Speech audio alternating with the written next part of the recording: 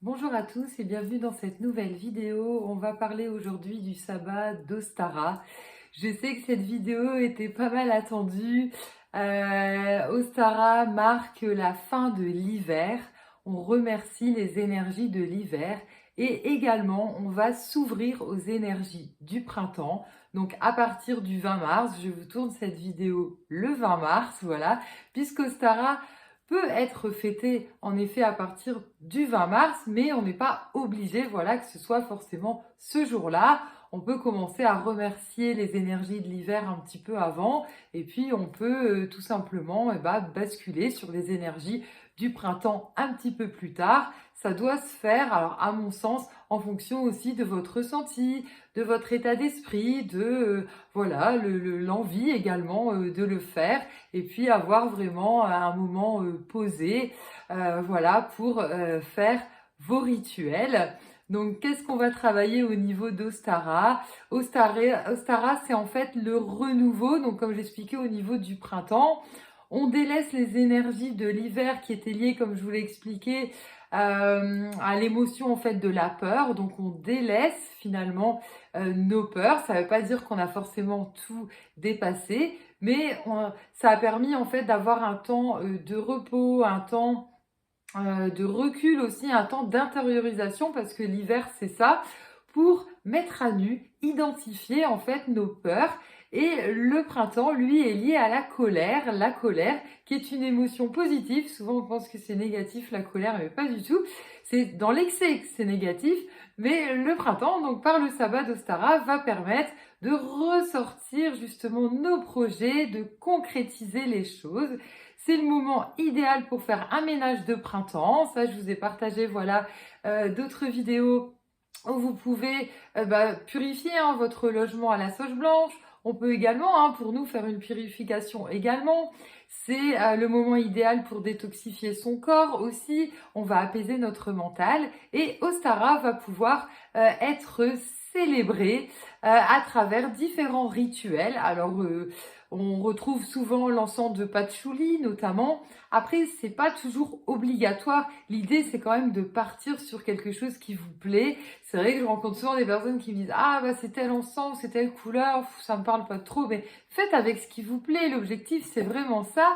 Voilà, moi j'aime bien à chaque fois partager plusieurs possibilités parce que déjà on n'a pas tous les mêmes goûts, on n'a pas tous les mêmes couleurs, on n'a pas tous les mêmes envies.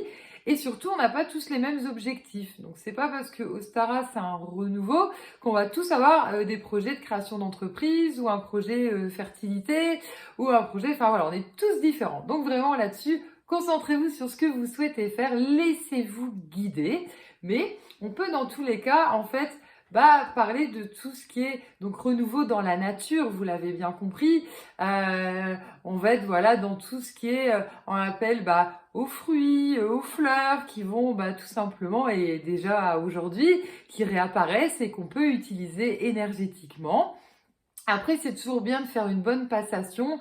Donc, c'est pour ça que je vous ai préparé un article sur le blog que je vous ai partagé. Mais je sais qu'en vidéo, vous appréciez énormément. Donc, je vous remettrai en lien en dessous de la vidéo, voilà, le lien vers le blog qui vous proposera notamment les différentes bougies rituelles dédiées. Donc, c'est vrai que j'en ai préparé une avec de l'opale rose, une pierre qui me tient énormément à cœur puisqu'elle nous rassure, elle nous englobe, voilà, pour nous aider tout doucement à faire les choses, à concrétiser.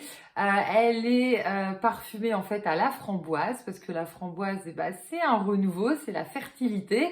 Donc ça peut être la fertilité aussi des idées, voilà. Un bébé, ça peut être un bébé physique, mais ça peut aussi être un projet, tout simplement. Donc elle est toute dédiée, cette bougie douceur et sécurité. Mais vous pouvez aussi travailler sur l'abondance parce qu'Ostara, c'est un sabbat qui est lié à l'abondance. On va pas en fait uniquement recevoir les fruits, on va vraiment voilà aussi pouvoir utiliser cette énergie voilà de chance d'abondance et puis de démultiplier.